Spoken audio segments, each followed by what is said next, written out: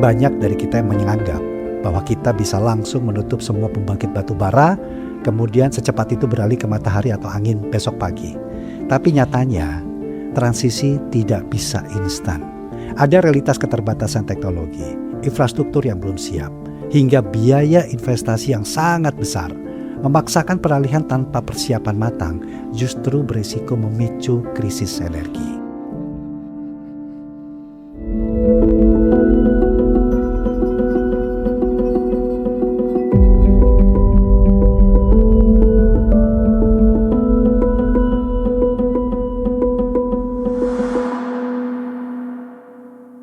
Selamat datang di Gastalk, saya Rudy Zain.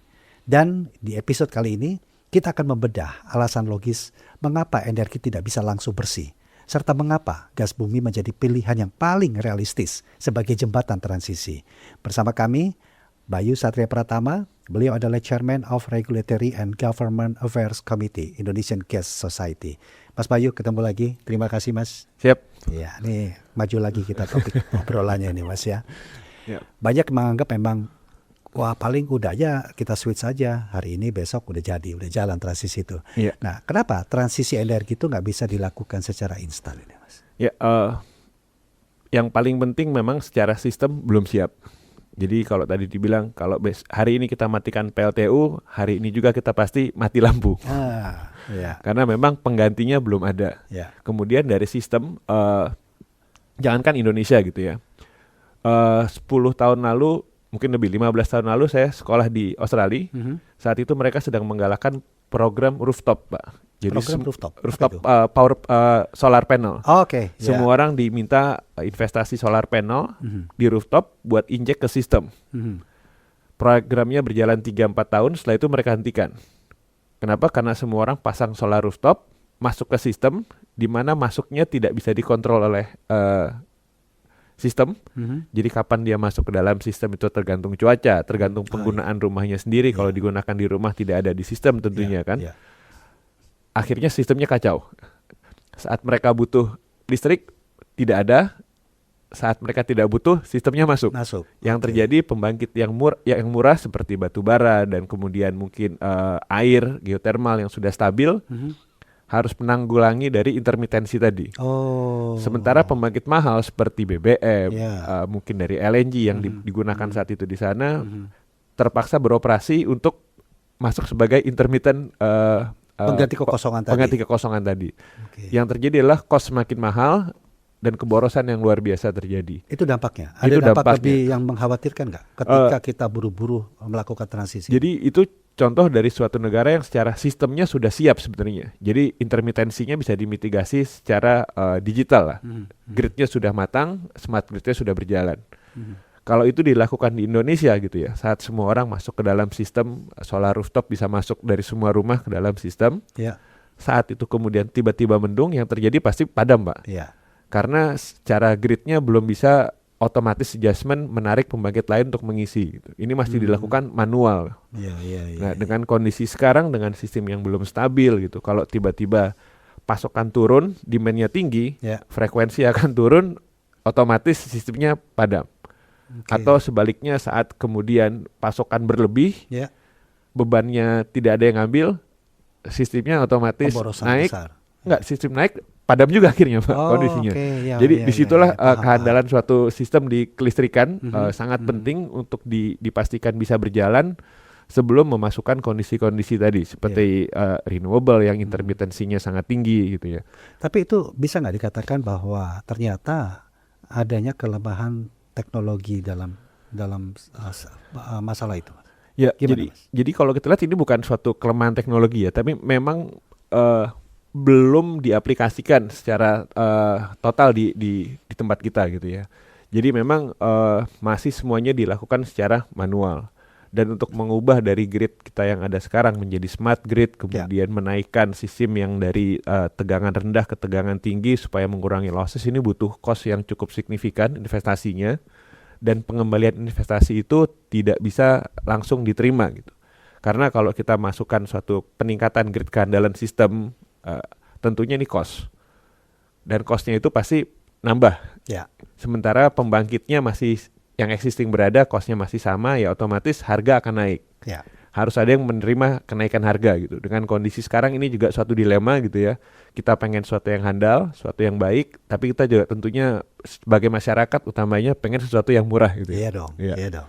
Kalau idealnya untuk Indonesia berapa lama untuk switchingnya itu yang dibutuhkan? Idealnya ya? Ya, kalau kita lihat dari target pemerintah sendiri mungkin dalam waktu 10 tahun ke depan kita harapkan itu smart grid-nya dari pemerintah ini sudah merencana akan terbangun.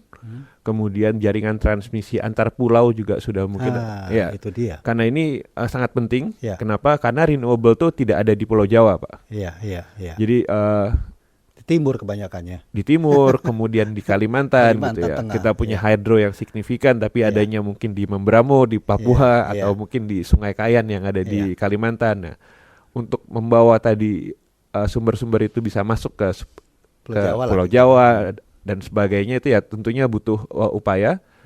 Kalau kita menggelar kabel listrik itu kurang lebih 500-600 km melintasi laut gitu kan ya. Nah ini juga sesuatu yang kita perlu pastikan gitu. Bagaimana sisi safety-nya, kehandalan gitu. Tapi hal itu sudah termitigasi dengan baik, bahwa kita negara kepulauan yang tentu tidak hanya supply-nya itu tidak hanya dekat tetapi cukup jauh karena kondisi geografis kita seperti itu. Ya, kita lihat sebenarnya dari sisi perencanaan ini sudah direncanakan. Jadi memang kalau kita lihat suatu hasil gitu ya, tentu perencanaan itu menentukan 70% dari keberhasilan gitu. Perencanaan 70% Iya. keberhasilan. Oke. Tentunya nanti ada 30% sisanya bagaimana eksekusi dari planning tersebut. Iya, Kalau iya. kita lihat sekarang perencanaannya ini sudah mulai direncanakan dengan cukup baik. Ya. Jadi kalau kita lihat dari grand design dari rencana pengembangan kelistrikan di mana banyak sekali renewable itu juga disertai dengan pengembangan jaringan yang sangat masif, Pak. Oke. Jadi kalau kita lihat berapa banyak transmisi yang direncanakan dibangun oleh PLN saat ini, bahkan panjang kabelnya itu akan jauh lebih panjang dari keliling bumi. Oh iya. Ya. Jadi Wow. kalau kita lihat buku RUPTL kita bedah panjang transmisinya itu jauh lebih bisa mengelilingi bumi Negara bumi. sekitar 3-4 kali. Jadi memang panjang sekali jaringan yang rencana dibangun. Ya tentunya nanti kita perlu lihat nih saat eksekusi.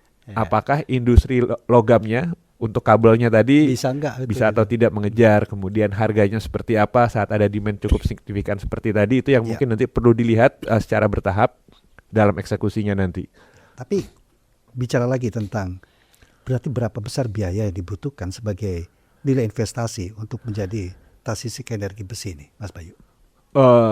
Saya rasa ini biayanya sangat-sangat besar ya Pak. Saya tidak bisa mengkuantifikasi secara langsung. Karena satu, pertama kita harus membangun sistem keandalannya tadi yang bentuk transmisi, smart grid-nya. Kemudian juga dari sisi pembangkitnya sendiri juga harus masuk ke dalam sistem. Mungkin yang renewable, pengembangan geothermal, kemudian angin, solar. Dan ketiga juga tentunya pembangkit yang dapat mengisi kondisi intermitensi, seperti pembangkit gas. Nah pembangkit gas sendiri tidak hanya pembangkitnya yang kita harus siapkan, tapi bagaimana suplai gasnya. Karena gas buminya juga kondisinya kebetulan sama nih dengan renewable. Tidak ada di Pulau Jawa. Gasnya ada di sisi timur. Jadi untuk membawa gasnya sendiri kita udah perlu investasi juga gitu ya. Dari situ juga kelihatan ya besarannya. Waduh, yang nanggung siapa itu Mas? Nah, yang nanggung siapa ini memang suatu yang menarik nih. Siapa yang pada akhirnya akan menanggung gitu ya. Nilai investasi sebesar itu. Kalau kita ngomong ini komoditi sebagai komoditas, tentunya akan menanggung pembeli. Ya, kalau ini hanya komoditas gitu ya. Namun sesuai dengan prinsip ekonomi kita ini tidak listrik ini atau bukan hanya komoditas yang akan terus semuanya dipasruk kepada masyarakat. Kalau kita lihat tarif listrik saat ini mungkin yang benar dibeli masyarakat itu ya mungkin 60-70% lah. 60-70%. Ya, 30%-nya masih dibayar oleh negara gitu. Bahkan mungkin kalau yang tegangan hanya 990 negara. Ya, itu bahkan sebagian besar ditanggung negara gitu. Metode itu diterapkan di situ. Nah, kembali lagi nih. Ini merupakan suatu kebijakan negara ya, Pak. Tentunya nanti bagaimana prioritas terhadap shifting energi ini dibandingkan dengan kemampuan keuangan negara untuk membiayai sektor-sektor lain juga tentunya. Jadi kita tidak bilang ini kompetisi dengan sektor lain, tapi ini suatu hal yang harus berjalan beriringan. Karena shifting energi ke Energi bersih. Ini merupakan suatu keharusan. Ya. Dan juga ini akan menjadi bekal buat kita ke depannya nanti. Oke. Misalnya gini, sebuah regulasi industri besar, ayo cepat shifting dulu ke energi bersih. Itu memungkinkan nggak? Atau kok sampai sekarang masih belum ada yang bisa ya? Sekarang beberapa industri kami lihat sudah mulai berupaya ke arah sana. Kenapa? Karena ini akan berdampak kepada produk yang dihasilkan. Terutama untuk industri-industri yang mempunyai skala global. Oke. Tidak hanya dari sisi energinya, dari sisi bahan baku, kemudian mereka sudah mulai banyak menggunakan daur ulang kalau kita lihat sekarang ya. Bahkan baju-baju ini pun kalau kita lihat hampir semuanya ada tulisannya recycle. Ya.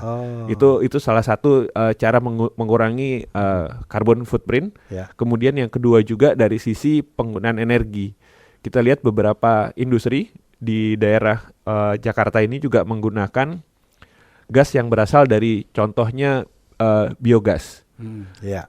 Meskipun dengan harga yang lebih mahal, mereka rela mengeluarkan karena dari sisi produk yang akan diekspor juga akan lebih kompetitif dibandingkan dengan ada standarisasi produk di betul. situ ya. Karena di sana ada sertifikasi bahwa ini berasal dari renewable, kemudian berdasar dari waste yang diproses menjadi gas.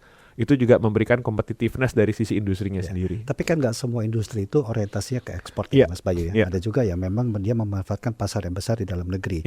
Nah, bagaimana ini mengurangi fosil tapi tidak memberikan dampak terhadap ekonomi? Sekarang kita lihat dari sisi pemerintah, mungkin sejak tahun 2019 ya, 2019, 2020 itu sudah berjalan skema harga gas bumi tertentu, di mana pemerintah mengorbankan penerimaan dari sisi gas buminya untuk menjaga harga gas bumi tetap rendah. Jadi sebenarnya ini bentuk subsidi secara tidak langsung gitu ya. Jadi harga gas bumi dijaga tetap rendah, tapi di sisi hulu pemerintah mengorbankan penerimaan dari sisi gas buminya. Jadi di mana industri-industri diharapkan bisa berkompetisi, harganya tetap murah, agar masyarakat juga tetap menikmati produk dengan harga yang terjangkau. Yang penting kan mudah aksesnya, itu menjadi salah satu prinsip yang ini ya. Nah, kalau itu diterapkan itu bertahap ya.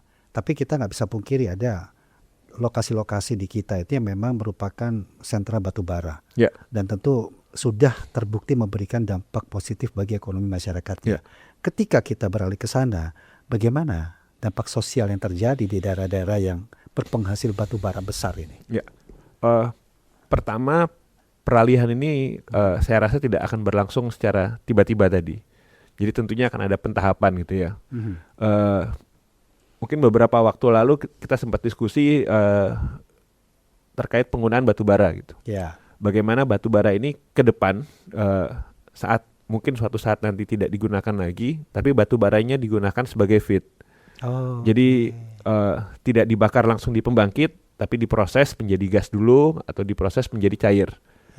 Karena masih dimungkinkan teknologi-teknologi tersebut. Mungkin kalau hari ini teknologinya masih cukup mahal.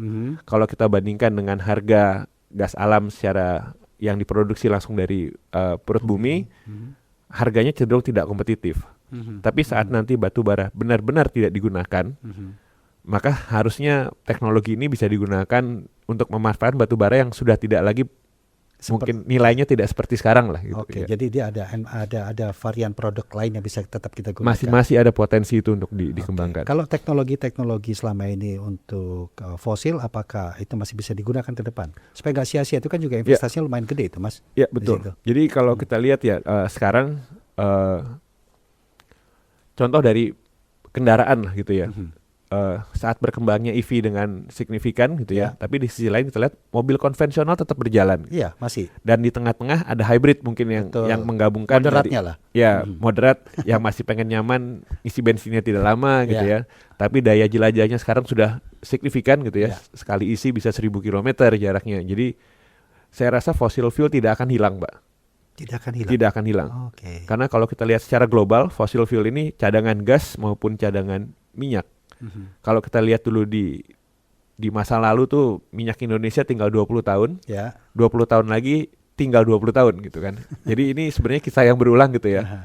Karena memang mungkin ya secara produksi juga menurun, sehingga 20 tahunnya tidak sebesar 20 tahun yang dulu, Dulu. gitu ya. Oke. Tapi habis tentu tidak gitu. Karena di luar sana di Middle East, di US, produksi gas dan minyak cenderung meningkat signifikan. Oke. Jadi memang fossil fuel ini dari sisi produksinya masih ada, teknologinya juga masih digunakan dan ini akan terus berjalan beriringan gitu. Ya, paling tidak akan sangat berkurang signifikan nantinya ya, seperti itu. Nah, mungkin buat teman-teman kita nih yang ngikutin obrolan kita di Gas Talk ini, kenapa gas bumi itu disebut sebagai jembatan yang paling realistis untuk transisi itu? Ya, pertama dari segi emisi. Dibandingkan semua fossil fuel yang ada sekarang gitu, kalau kita lihat dari batu bara, dari diesel, bensin, gas bumi ini memiliki emisi paling rendah. Ya. Kemudian secara teknologi tidak jelimet lah gitu ya. Kalau kita di pembangkit mengganti pembangkit diesel ke pembangkit gas, prosesnya mungkin butuh waktu 6 bulan semua sudah beres. Untuk batu bara tentunya beda sistem ya gitu ya. Tapi secara perubahan dari batu bara, bensin atau diesel ke gas ini tidak memerlukan waktu atau upaya yang terlalu signifikan. Kemudian dari sisi gasnya sendiri, secara harga masih kompetitif, terjangkau ya, masih lebih terjangkau dibandingkan dengan diesel atau BBM. Dan yang tentunya dari segi Indonesia khususnya ketersediaan gasnya melimpah. Itu artinya ketersediaan gas itu bisa nggak kita artikan sebagai keandalannya juga nanti akan betul sekali. Akan tetap terjaga. Ya.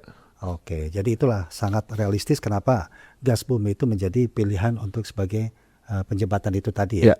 Oke, udah banyak hal ini Mas yang kita bicarakan di sini. Tapi ada hal yang memang mungkin perlu ditekankan kembali. Nah, investasi sudah, dampaknya sudah, kemudian teknologi sudah. Kira-kira akan seperti apa sih Indonesia ketika kita melakukan transisi ke gas bumi itu? Bayangan gampangnya apa yang bisa kita tangkap ini, Mas? Pertama kalau simpelnya mungkin kita akan melihat langitnya lebih bersih, Pak. Jadi dari sisi emisi memang gas bumi ini sangat signifikan kalau kita bandingkan dengan PLTU dari segi emisinya.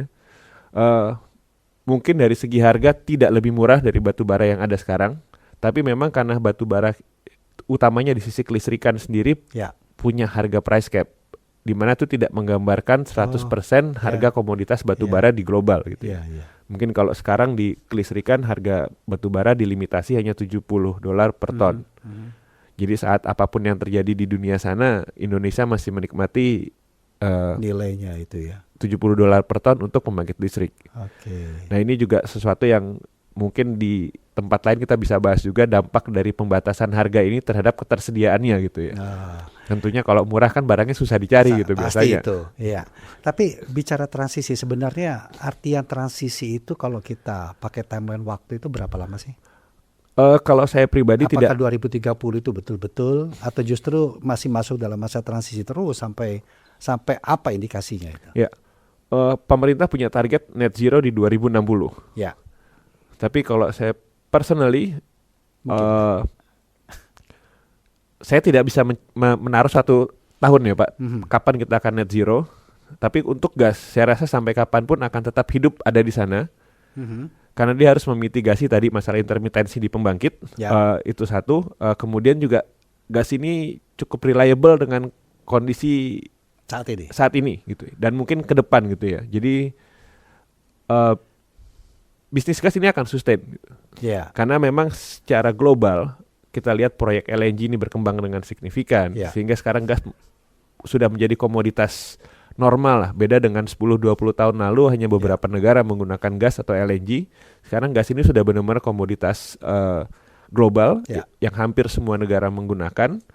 Tradingnya juga berjalan dengan sangat liquid gitu ya, baik di pasar kertas, paper trading maupun kondisi real tradingnya juga berjalan dengan. Jadi sebagai sumber daya gas ini kami rasa sangat reliable. Dan masih berkembang dengan penambahan produksi di luar sana juga. Dan kita sangat kaya memiliki itu ya. Ya, kita cukup memiliki gas. Gas. Sekarang yang paling dipikirkan adalah teknisnya ini gimana. Betul. Itu baik itu teknologinya, kemudian bagaimana nanti bisa dijangkau oleh masyarakat luas, ataupun terutama industri. Nah, bicara kembali industri, sektor industri apa yang menurut Mas Bayu paling mendesak untuk menggunakan gas bumi saat ini? Jadi ada beberapa industri-industri yang sangat tergantung pada gas karena memang gasnya digunakan sebagai bahan baku. Mungkin kalau kita lihat industri petrokimia, Ya. termasuk di sana pupuk yang memproduksi urea, dia menggunakan gas ini sebagai bahan baku. Jadi kalau gasnya tidak ada, produksinya otomatis berhenti.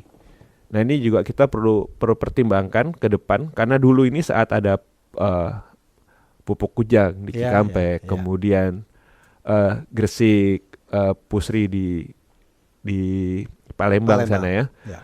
dibangun di tempat di mana sumber gas itu berada. Dekat ya. Dekat, sumber gasnya besar, harganya sangat murah gitu ya. Sekarang sumber gasnya mulai menurun, sehingga beberapa pabrik pupuk sudah mempertimbangkan Pindah lokasi. antara pindah lokasi atau membeli gas dari sumber LNG, Oh. di mana tentunya harga gasnya tidak semurah Ya. yang biasa mereka beli Oke. di waktu terdahulu. Nah ini tinggal masalah pertimbangan ekonomi, Ya. apakah memindahkan pabrik lebih murah atau membawa gasnya dengan cost lebih mahal, Oke. tapi secara produk masih bisa kompetisi. Gitu. Iya, ini menarik obrolan kita ini, dan apa konklusi yang bisa Mas Bayu sampaikan di ujung obrolan kita ini, Mas? Ya, untuk transisi energi, saya rasa gas ini akan mempunyai peranan yang sangat-sangat penting. Bahkan mungkin kalau saya bilang ini bukan transisi, gas akan masuk dan stay untuk selamanya. Masuk dan stay untuk selamanya.